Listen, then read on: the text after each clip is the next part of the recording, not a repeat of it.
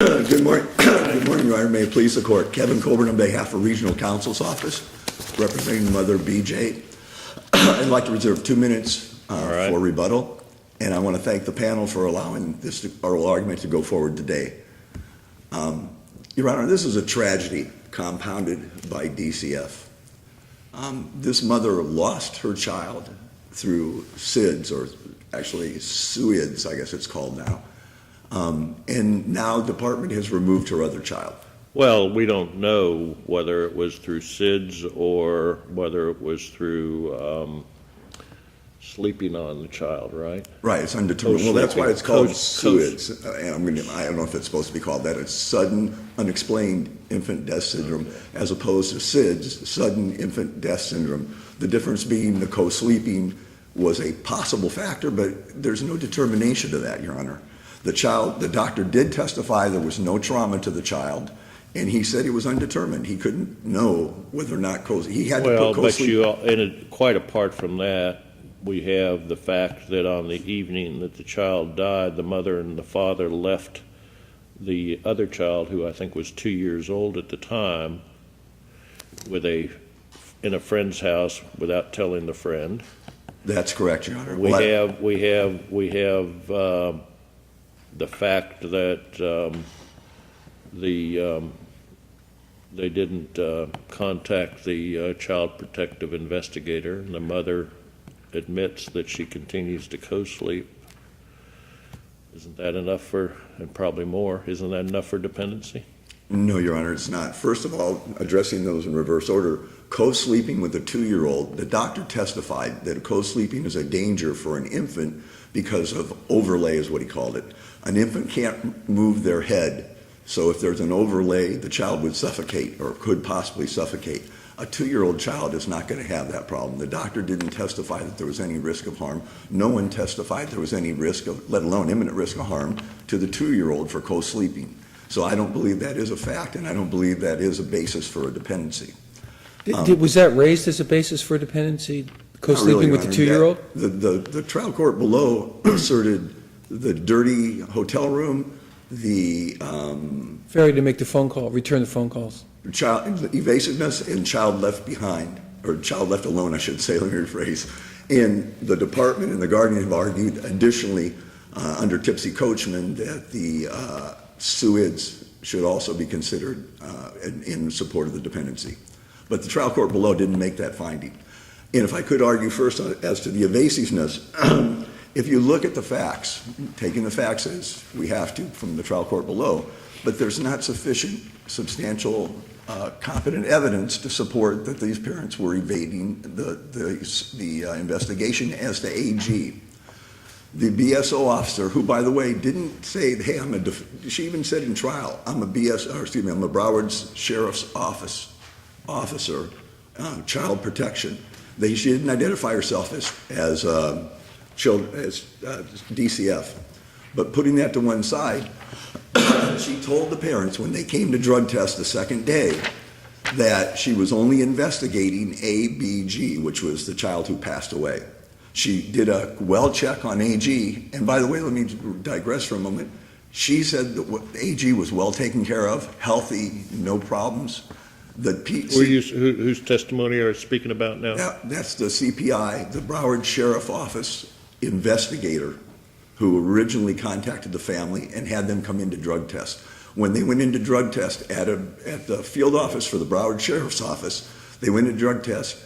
She did a wellness check, or she did a quick check on the child and said, hey, the child appeared healthy, there was nothing wrong. The CPI who removed the child in Miami also said the child was healthy. There's no testimony anywhere in this record that says this child has been harmed, let alone significantly harmed. Counsel, are we on review allowed to consider that fact, since the trial court in its order did not consider the fact, and I'm talking about the fact that when the Broward investigator came to the house, indeed, testimony is that the child was in good shape. But isn't our standard to determine whether there is competent, substantial evidence existing in the record to support the trial court's factual findings, not to reweigh evidence. Absolutely correct, Your Honor. I agree. And that's what I'm saying to you, though, is part of that would go to the fact that there's no significant harm to the child. In order to show harm, in order to prove a child dependent under the neglect statute, you need to show that the child was either significantly harmed or at imminent risk, meaning that it's clear that it's going to happen in the immediate future, risk of significant impairment in the immediate future. So the fact that the child this has not occurred before, I think it goes to the fact that there's not sufficient and competent evidence to support that. If I could go back to the evasiveness, though, because I think this is really not about protecting the child, the AG, but protecting the department. This department, the CPI, originally was only investigating the death. She said that you're going to be contacted by Dade County and they're going to open an investigation. For reasons that I don't understand, in the record it says that the case came back to her on March 12th. She called the father who was attending a wake, said, call me back. Admittedly, neither the father or mother called her back. But at that point in time, they did not know that AG was under investigation. This person, the CPI for Broward, then went to the father's home address, which he no longer lived at, talked to his relatives, and got a phone number for him on March 23rd. This is approximately 2 weeks after the child passed and after she got the case back. She got a phone number for him. She admits in the record she never tried to call him. She has no recollection. She has no notes saying that she ever tried to reach him again. This child, who she was concerned You're talking about the Broward CPI. the Broward CPI. Because this started out in Broward. Correct. It was first assigned in Broward. Correct. Then it went down to Dade for a short period, right? Well, what happened, again, I don't know why, but the record shows that there were 2 investigations opened. I'm sure DCF will be able to explain this. At the same time, she told them, you're going to be contacted by Dade. They never were, because the case came back. Somehow it was closed in Dade and both children came back to the Broward office. But what I'm getting at, Your Honor, on March 23rd, she had the father's phone number. She never tried to contact him. 1 month later, April 22nd, she filed a pickup order with the Broward court and filed a missing child or missing person in danger report with the Plantation Police. And only at that point in time did somebody from the Plantation Police, a detective, go out looking for these people and found an address for them, which he communicated a week or 2 later to the CPI for Broward. That CPI then, in turn, this was a week or 2 later, went out to that home with the help of the Pembroke Pines Police and was advised at that point in time the father wasn't there. This was the same name. His brother had the same name. At that point in time, they still had not contacted the father, but he gave them the address of the father in Dade County, the mother and father, where they were living in Dade County at that point in time. Did she go down and do a wellness check on the child? Did she do an investigation? No. She called in a child abuse report from Broward to Dade County, and Dade County responded to the pickup order, went out and picked up this child at midnight, 1 o'clock in the morning from his home. In Dade County. In Dade County. This is a child, again, who that CPI said the child was well, there was nothing wrong with the child. There was no testimony in this record, and this goes to the lack of sufficient competent evidence. There's no record that the child was ever significantly harmed, ever harmed at all, let alone significantly. Counsel, if we were to determine to reverse this case, let's just assume that for the moment, would it be appropriate for the court to reverse and remand for consideration of the dependency, excluding consideration of the co-sleeping issue? In other words, based upon the dirty room, leaving the child, evasiveness, and so on. Would that be an appropriate?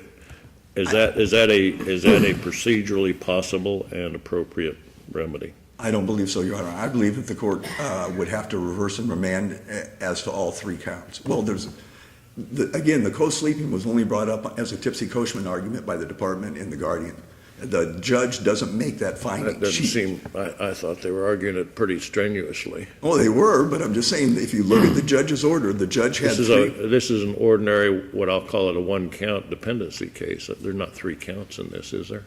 Yeah, there are, Your Honor. There's the hotel room. If you look at what the judge says. Factually, yes. Yeah, she says, well, and she argues. What I'm asking is, the court included in its findings the co-sleeping, and, well, I'm repeating myself, so. She did, Your Honor, but she didn't, if you look at the last paragraph of her order, she doesn't appear to rely on that. What she says is, she says that any of the three things individually, the hotel room, the leaving the child alone with the family or with the friend, and the evasiveness, none of the three alone rise to the level.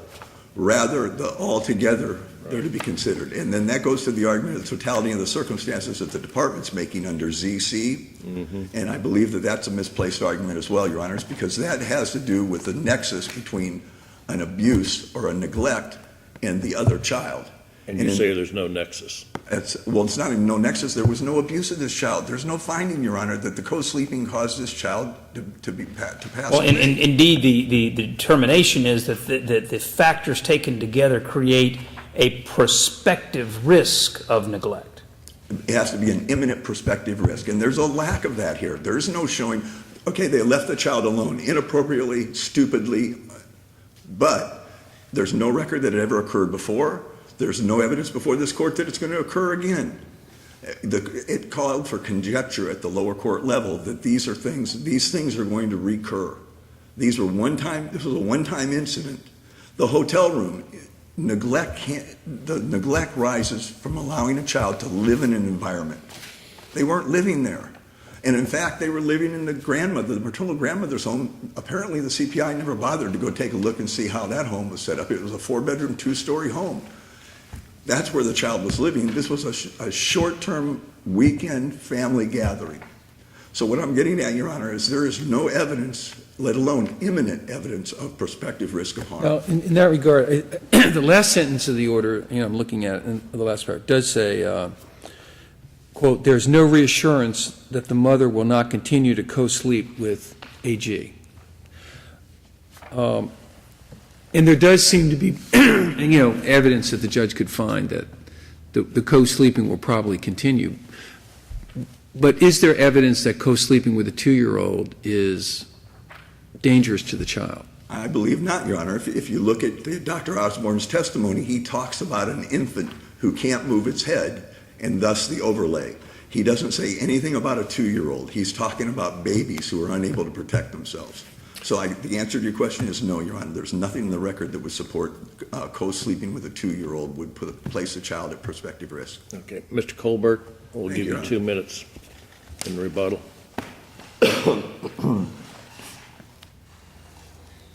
Good morning. May it please the court, counsel? My name is Laura Lee, and I'm with the Guardian Ad Litem program representing the best interests of the child, AG. With me is Ms. Carla Perkins of the Department of Children and Families. We've agreed to split our time equally, 5 and 5. Okay. Co-sleeping with a 2-year-old, is there any evidence in the record that that is a danger to the 2-year-old? Dr. Osborne's testimony talked about the danger of overlay, and I would agree that that danger is probably more prevalent with an infant, but there was nothing to say that there wasn't a danger with a 2-year-old. However, There's nothing to say it wasn't a danger. However, what I would call to your attention, Well, Your is it Honor, dangerous? I mean, is it dangerous to sleep with a 2-year-old? I mean, is that generally accepted? I mean, I think Dr. Osborne's testimony leaves open that possibility. I would agree that it's mostly dangerous for an infant who has more limited mobility. okay, but it sounds to me like you're saying the record is such that maybe it is dangerous to a 2-year-old, maybe it isn't dangerous to a 2-year-old, but the record doesn't reflect. Well, what I'm saying is that it may not be as dangerous to a 2-year-old as to But an again, infant. we're stuck with the record. Yes, So yes. looking at the record of this, unless there's, some real authoritative literature on this, but, and I guess it's the department's burden of proof.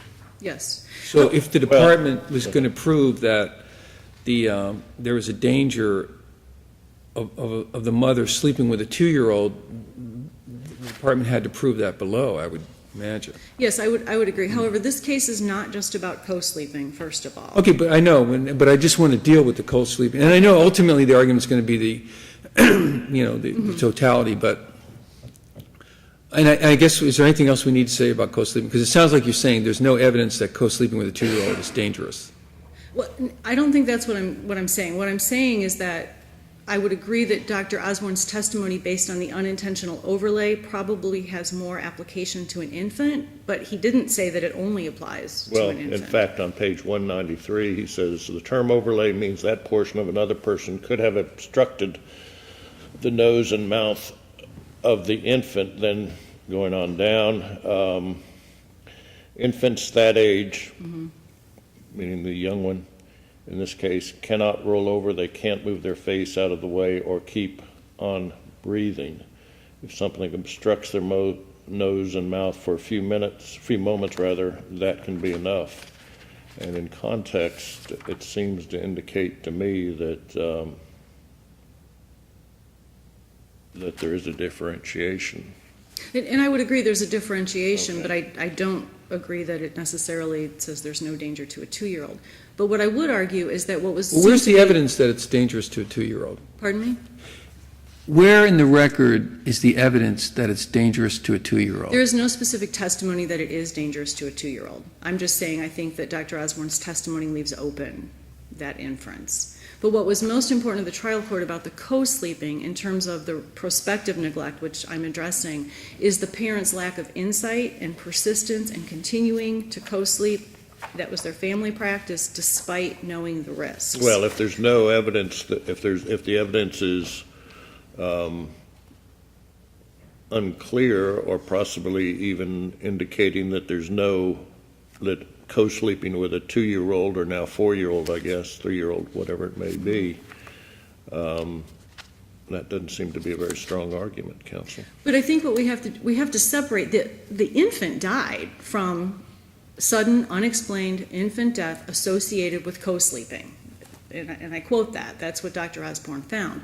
In terms of the 2-year-old, we're looking at the nexus between the harm to the infant and the totality of the circumstances, which includes the unsafe, unsanitary hotel room, garbage strewn about, stroller blocking the door, couldn't even get the paramedics in without clearing a path.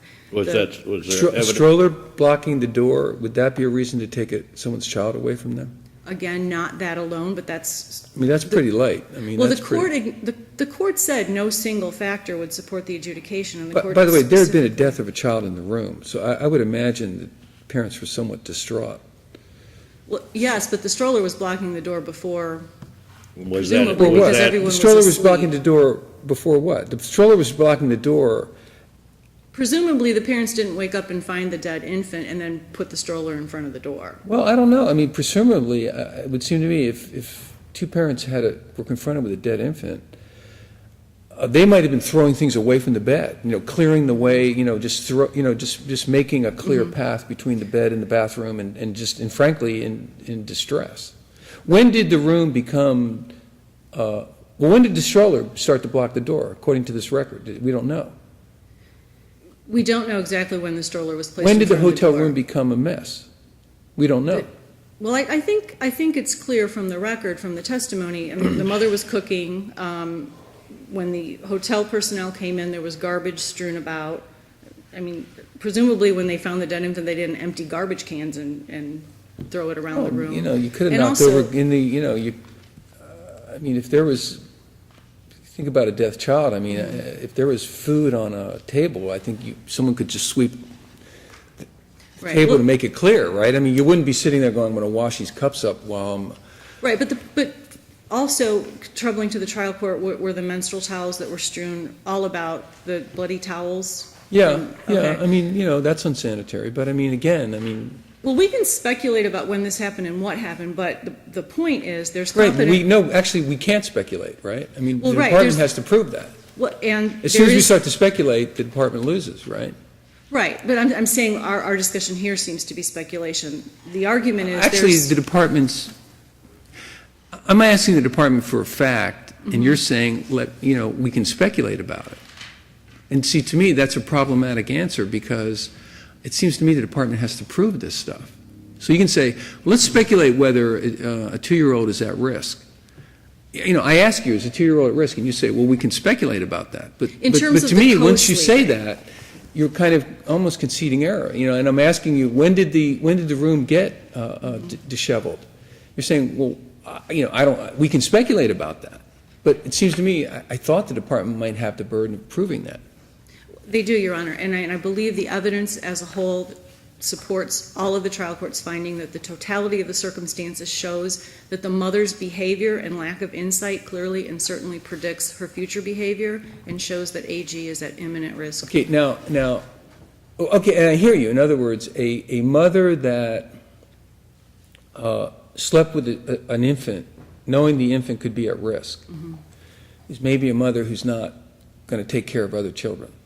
Correct. That's the Correct. That's part of the argument. Also, a mother who would leave her not even 2-year-old child alone in a strange house the night that she woke up to find her baby brother dead next to her, to go out and drink and smoke without even... That's a terrible, terrible thing to go out and drink, but the drinking has nothing to do, it's bad judgment. Well, the bad judgment was in leaving a not yet 2-year-old child who had just suffered severe emotional trauma. It's leaving, it's not what they did after they left. Right, but I guess my point was it wasn't Your point is, there was an emergency. Your point is, okay. If you want your co-counsel to say anything, Yes, Your Honor. you better give her, she only has about 3 minutes. Thank you, Your Honor. If I'm generous, which I'm not known for.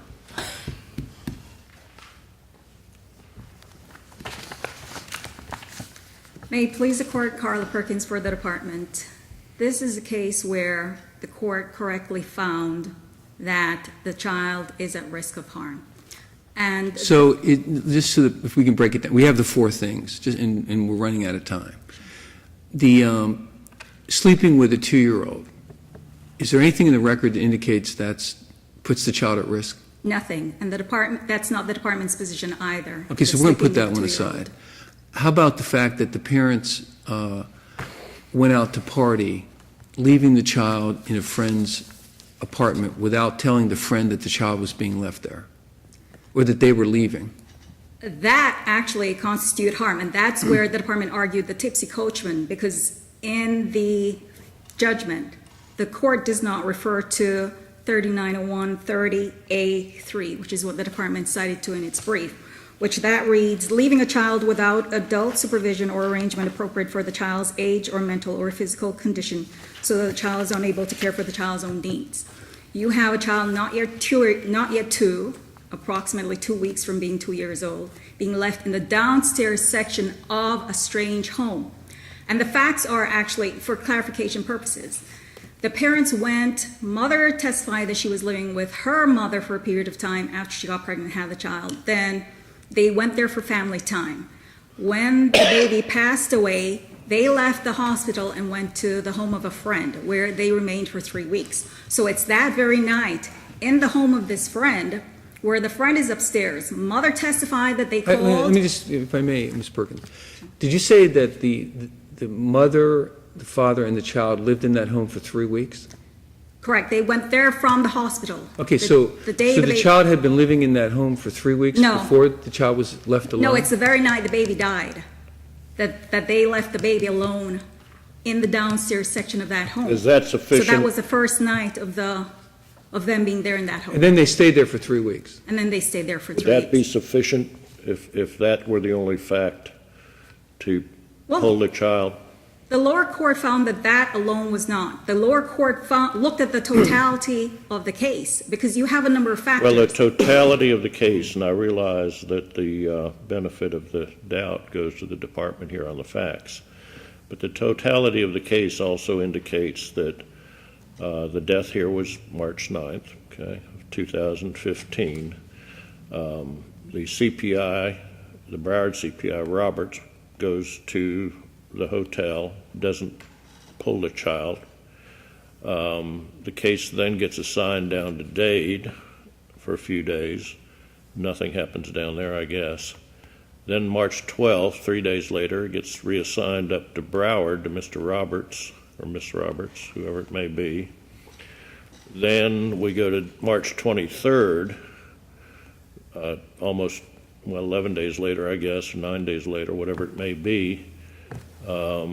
Mr. Roberts has a telephone number, and it takes a full month later until a pickup order. That doesn't sound like DCF that feels like imminence is Imminence is imminent to me. The department argues that the facts are a bit different from what the court recited, because the CPI in Broward testified that she went to the friend's home the night. From there, she told them to come for a drug test the next day. They did come for the drug test the next day. The problem was the case originated in Broward. So she was told to investigate the death of the baby. At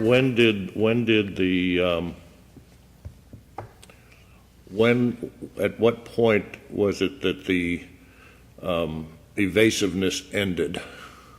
Well, the baby was picked up until May. So the That's problem right. was So the period of... but the evasiveness, you're saying the evasiveness occurred during that entire period? Well, it occurred from the period of time where the CPI in Broward, because what happens is, the report was that the parents lived in Dade County, so they were only there in Broward. So the CPI in Broward obviously expected the case to be transferred down to Dade. What happened was the parents were not found to be living in Dade at the time. So at that point in time, the case was then sent back to Broward based on the fact that the parents are not living in Dade County. So then she was asked... What is your best case, counsel? Judge, the best case that we have here is the fact of the court doesn't need to wait for the child What in is, MC. just give me a case, a citation, name, maybe a citation. What's your best case to support you in this case? I think the case of ES actually supports the part, even though it was reversed and remanded, I think that case there solidifies the fact that you have a problem when you have a parent who is neglectful. The fact that she co-slept with a baby knowing that it was dangerous for a baby shows neglect. I mean, we're not looking only... Not neglect to AG, I guess, to that infant. But it's neglect to AG also, and that neglect to AG was evident the very night the baby died when both parents left the child alone in the downstairs section of a home. They said the child was sleeping, but if the child awoke, if the child fell off the bed, how would the child know where to go? Who? You know, they testified that they called the owner of the home. She was upstairs. It's all about insight. It's all about insight, right? Really? Well, That's what you come down to here. It's insight.